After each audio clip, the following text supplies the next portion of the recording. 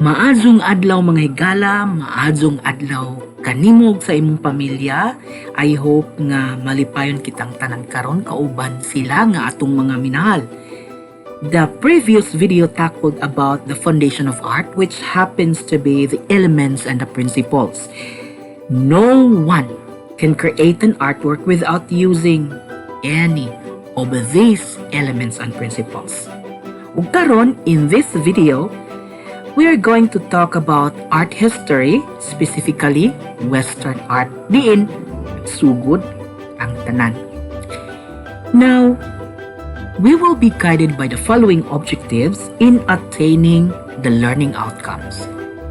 First, briefly discuss the art history of Western Europe. Second, identify the dominating art movements in the West that contributed to the development of art. And third, discuss how the artists presented their artworks. Are you ready? Andam na ba mo?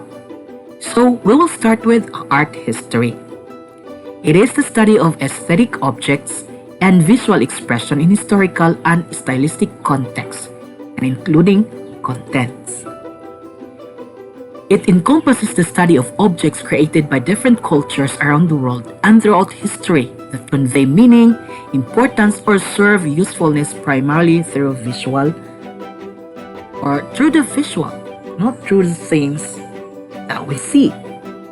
And actually, it also deals with analyzing various factors like cultural, political, religious, economic, or artistic that contribute to the visual appearance of an artwork. So when we say art history, it is everything. It is encompassing all. Gikan sa kinsay nagbuhat, diin gibuhat, nganong gibuhat, unsay gigamit sa pagbuhat. Okay? And of course, we're going to look back to the past, specifically the Western art. Art, or the history of Western art, well, we'll begin that with asking, what are Western arts? They're actually arts of Western Europe, and they could also be geographically widespread. The important thing is that they are of European origin. So they could be found anywhere in the globe, but they are of European origin. And Western art, when we say Western art, this includes the artworks created by artists from UK, Italy, Spain, and Germany, among others. Countries part of the Western Europe. These artworks are described in terms of periods and or movements. So mailhan nato sila pinaagi kung ganus sila nga period o unsa sila nga movement part. And mas makasabot when we do that. The Middle Age art were commissioned, custom made for specific client or patron. So during the Middle Ages. So most of them are religious icons, worship structures such as churches or grottos. But in the 19th century, the Western art were driven by artists' own desire, not anymore because of the specific need for clients and patrons. At this time, the artists went out and challenged the traditions. These are the Western art periods and movements. Prehistoric art, approximately between 40,000 to 4,000 BC. Characterized by rock carvings, engravings, pictorial imageries, sculptures, and stone arrangements. First, makaingon ta nga they were just very simple. But actually, they were also complicated. Arranging the stone alone para there is unity, there is balance, there is all the principle, and there is all the element. Lisod, no? So, bisan pag they were during the prehistoric period, we could say that they are already advanced during that time. And an example of prehistoric Western art is the prehistoric painting of rhinoceroses in Chauvet, France. So these are rhinoceros paintings by the early people. This is the picture. Ancient art, 4000 BC to 400 AD, it depicted stories of rulers, gods, and goddesses. And the thinker of Sir Navoda is an example of an artwork in this period. The thinker of Sir Navoda actually was created during the Hamangya culture. This was between 5250 to 4500 BCE. Medieval art, 500 to 1400, it centered around the church, the biblical subjects and scenes from classical mythology, and illuminated manuscript, including Gothic architecture. So the medieval actually means Middle Ages, and it began during the fall of Western Roman Empire. So it transitioned the Renaissance and the Age of Discovery. So at the time, wala na ang Roman Empire, no? They were weakened already. And an example of an artwork during that period is the Visigoth votive crown. This is it. And it was actually created before 672 CE from Visigoth, Spain. And it is made of, gold and precious stones, and is part of the so-called treasures of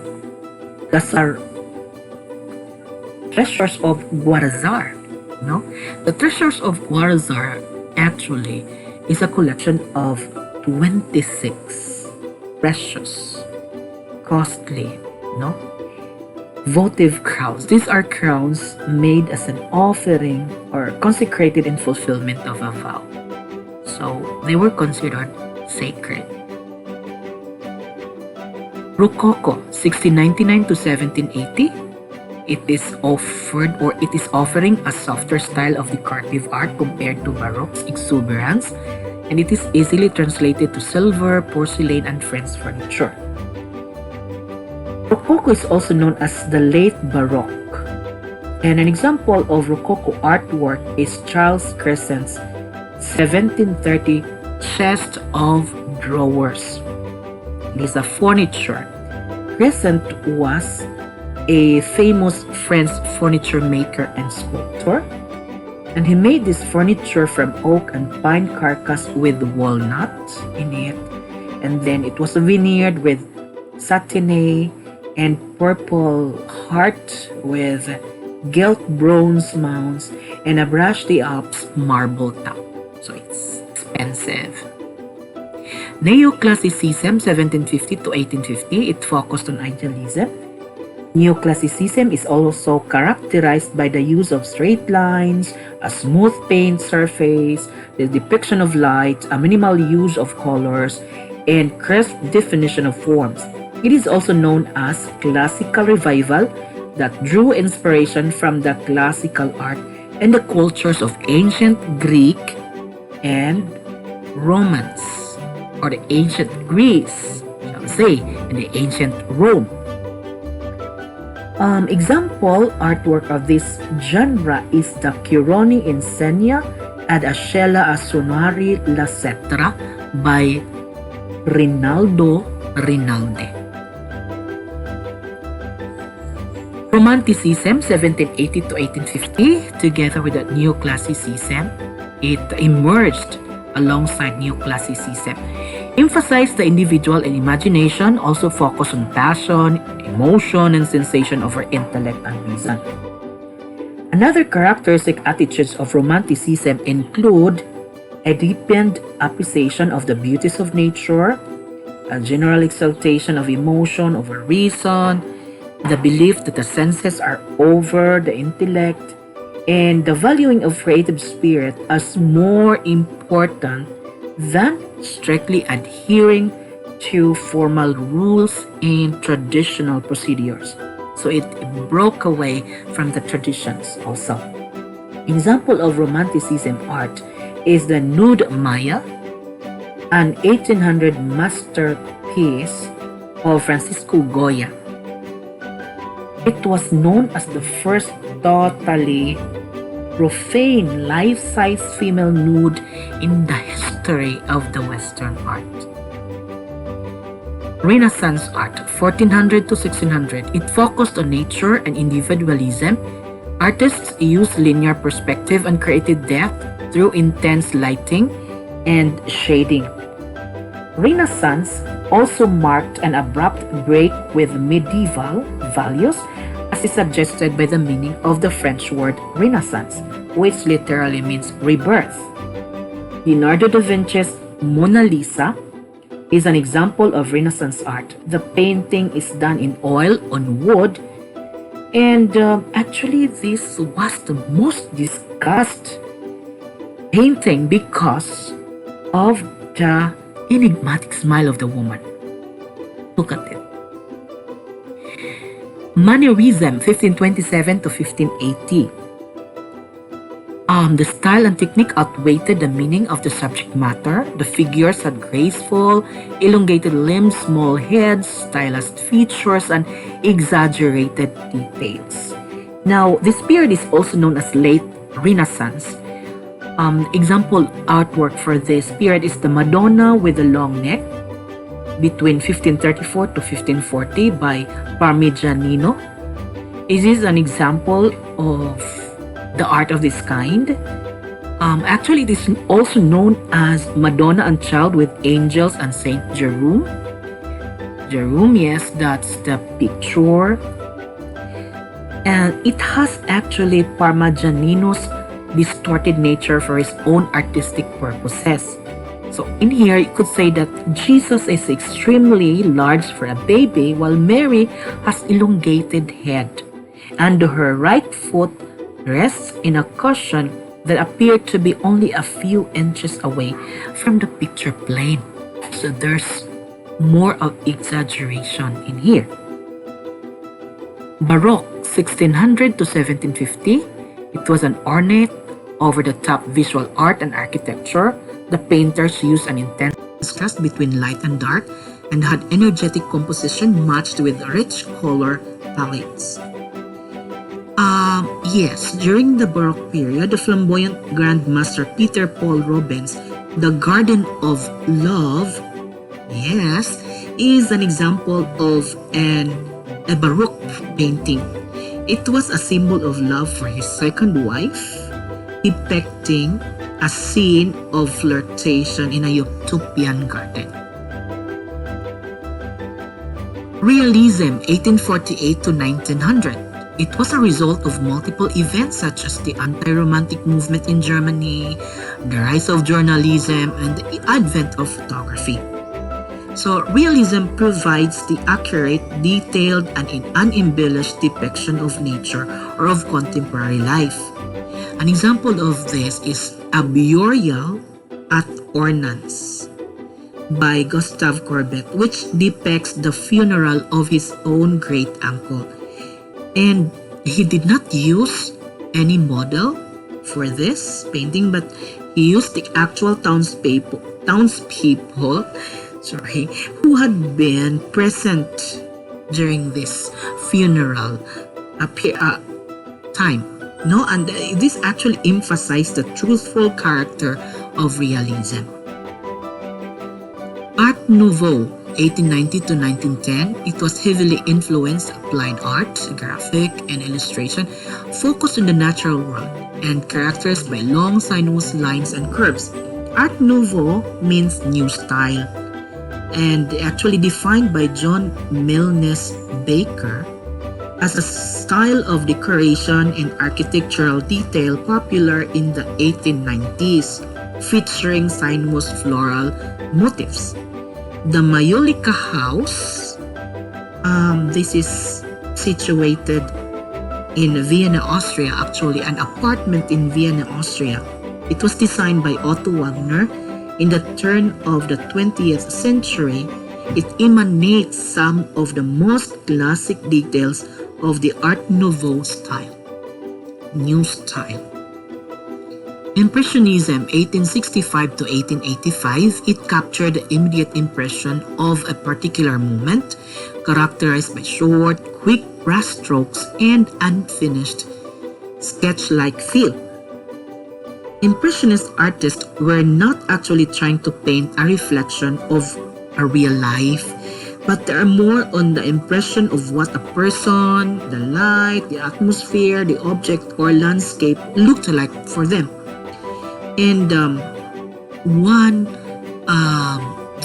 famous artwork in this period is Pierre-Auguste Renoir. You know, he made an impressionist artwork entitled La Louche.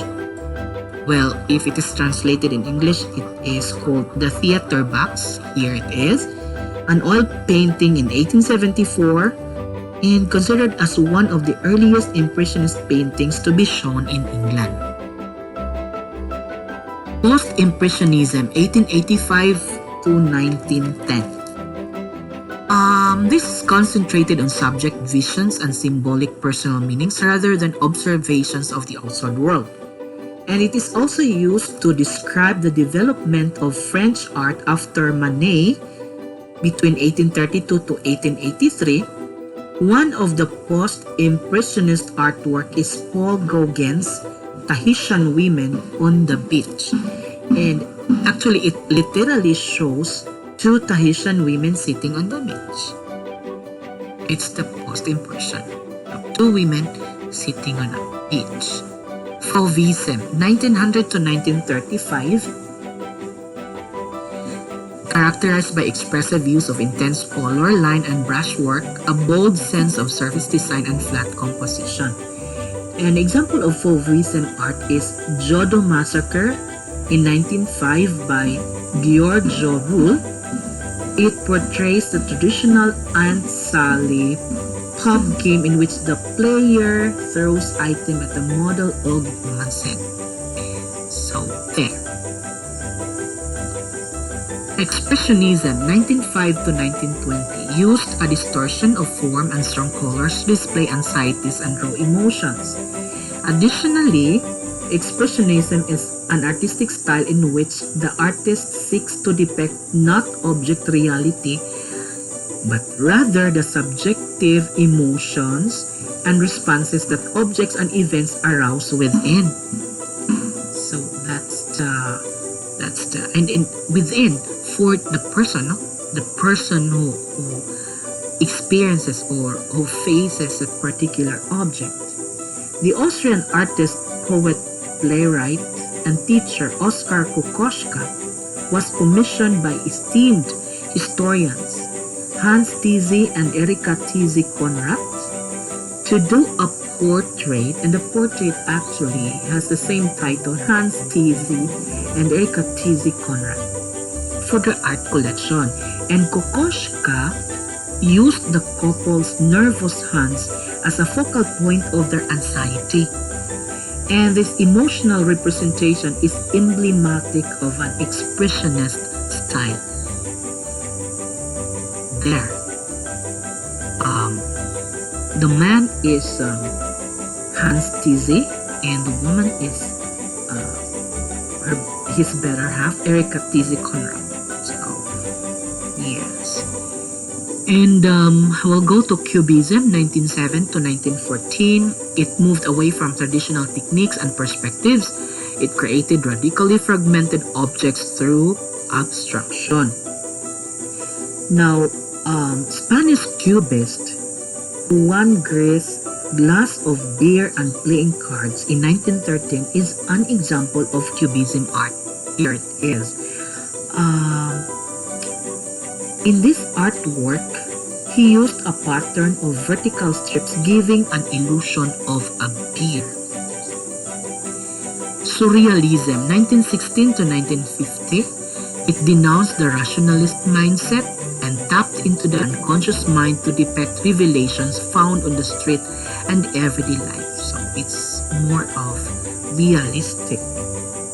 And Salvador Dali's The Persistence of Memory is one of the famous and most recognizable works of Surrealism. That's Salvador Dali's The Persistence of Memory, a very good example of Surrealism.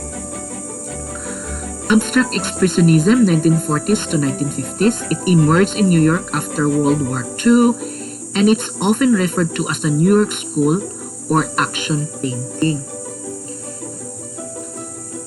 QB the Sixth in 1963 by David Smith is a famous abstract expressionism art which was one of the series of sculptures in stainless steel that epitomized his mature career as an artist in the field of abstract expressionism. That's it. That is called QB the Sixth.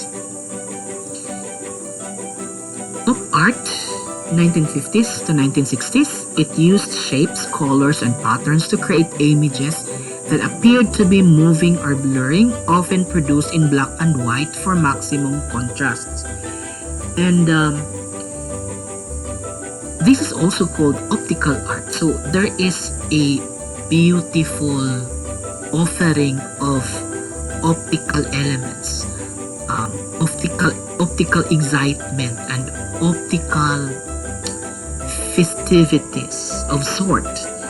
The After Rajasthan by Bridget Riley is one example of optical art using colors, and this artwork is particularly well known for exploring the concept of motion and movement, which are one of the aspects or one of the characteristics of optical art.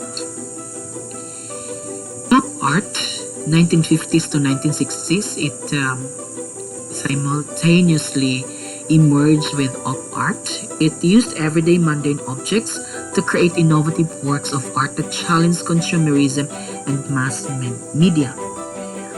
Famous example of popular or pop art is A Bigger Splash in 1967 by David Hockney. Look, so it was inspired by a photograph in a book Hockney encountered on how to build a swimming pool because he was planning to build swimming pools, and there he found a picture and then he made his own version of that, and he named it A Bigger Splash. It's actually a swimming pool. Art Povera, 1960s. It used soil, rocks, paper, rope, and other earthen elements to evoke a pre-industrial sentiment. Italian phrase for poor art, arte povera, is also known for other names like actual art because it's using the actual material, raw material art, and anti-form art through the use of humble materials, non-precious and impermanent. They're just found anywhere, I guess. And famous example of this type of art is the Struttura per Parlare Piede, one of Michelangelo Pistiletto's Minus Object series. Here it is.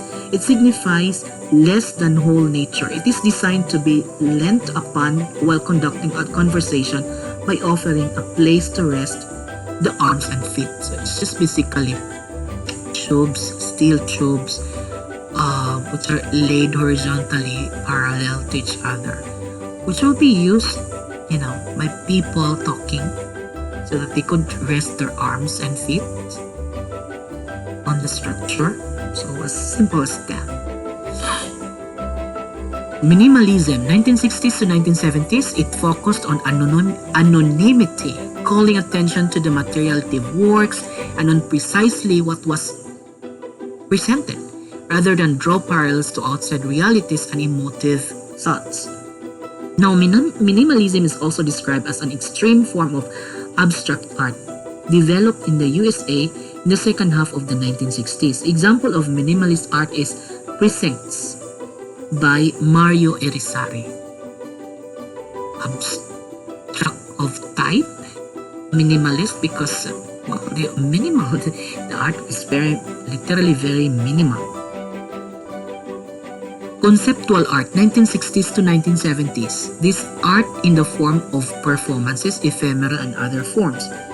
It considers the idea or concept behind the work as more important than the finished work or object themselves. Roberto Chavez, 10,000 paintings I must paint before I die. Here, is a conceptual installation of black plywood boxes. 10,000 here refers to a Zen concept of infinity. Xabi is considered the father of Filipino conceptual art. Contemporary art, 1970 to present. These are dominated by various schools and smaller movements that emerged lately. We have postmodernism. The works reflected skepticism, irony, and philosophical critics. Okay, so the site-specific artwork for Articella, created by Eduardo Trisolde in Open Air Museum in Italy's Trento Valley, is an example of postmodernist installation art. There, very modern. Feminism. It arose in an attempt to transform stereotypes and break the model of a male-dominated art history. That's why the Rietveld Shorda House in Utrecht, Netherlands, built in 1924 by Dutch architect Gerrit Rietveld, used the feminist theory, so it favors feminine ideas. So there is a feminine touch into the design. Neo-Expressionism. It sought to revive original aspects of Expressionism and create highly textural, expressive, large works. An example of Neo-Expressionism art is Georg Basilet's artwork entitled Sieben Mal Paula, or 7 times Paula. These are heads of Paula, 7 Paulas, but the artist Georg Basilets would ask, who is the real Paula in here? Street art. It's a graffiti art on surfaces of public places like sidewalks, buildings, and overpasses, bridges, and the like. Example of a best street art is found in Good Friend Bridge in Marikina. Here it is. It is featuring Tado, a famous Philippine comedian. Picture generation art, recognizable imagery to explore images shaped our perceptions of the world. American artist Richard Prince did the Untitled Four Single Men with interchangeable backgrounds looking to the right. This was in 1977. These are famous men in the celebrity world. And it shows a picture generation art. He did this by rephotographing advertisements in order to, as he puts it, turn the lie back on itself.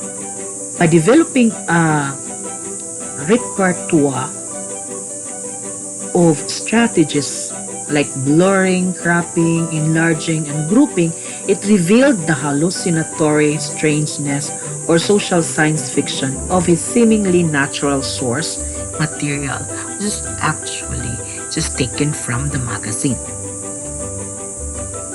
Appropriation art. It focused on the use of images in art with little transformation from the original form.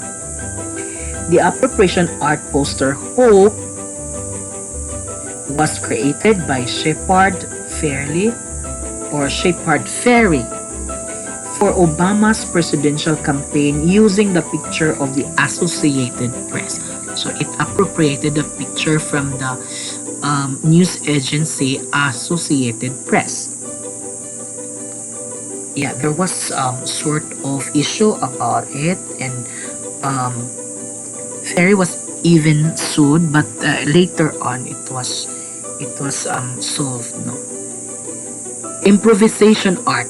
It resulted from a spontaneous way of making or doing something not planned beforehand, using whatever can be found. So improvisation art is spontaneous. Kanang walay pangandam, comical skit pa rin na ana. These are improvisation.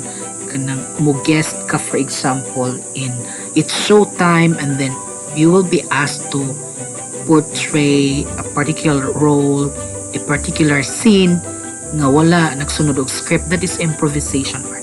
And this happens actually most of the time in the performing arts, in music, in dance. It's something that actually does not need a script to do it. And example is improvisation in theater, showing scenes that do not follow a certain script. That's what I said earlier. Dance creation. This is recreating a text for the target audience, used to make sure that the target text is the same as the source text in every aspect. So it's like translating a particular slogan to another language based on the cultural aspect of the language and of the people using the language. So an example of this is the Haribo. Haribo is actually a gummy bears company, and actually it's a German company, so it has a German version of the Haribo, Gold Parent. In English, that is Gold Bears. Yes, it is being transcreated. This is tailor-fitted to the people using the language. Young British Artists, or YBA, group of artists willing to shock audiences through their imagery and a willingness to push beyond limits of decency. An example of this is YBA leading member Damien Hirst's creation, which is the physical impossibility of death in the mind of someone living. This was completed in 1991. It consists of a tiger shark preserved in formaldehyde in a vitrine. So it's in an aquarium, and it looks like a living tiger shark, but actually it's already dead. It's just preserved using formaldehyde. Digital art. It allowed artists to use the infusion of art and technology to create with mediums like computers, audio and visual softwares, sounds and pixels. So for the digital art, David McLeod is a famous Australian native digital artist specializing in computer-generated imagery, or the CGI. And you look at one of his works. Amazing, right? Indot kayo. It's computer-generated imagery. Okay, I'm sorry, that was the last slide. Or this is the last slide now. There you go, guys. That is all about the brief history of Western art and art movements that help develop art through times. Art evolution will be most noticeable in every new style we see. Kita nato. So, it's evolving. Art is evolving, so it's not quite surprising na makakita tag mga bago. And actually now, the trend is bago na, and it's going out of the box already. And come to think of it, humans discovered fire a couple million years ago. But today, most of us often take for granted the fire.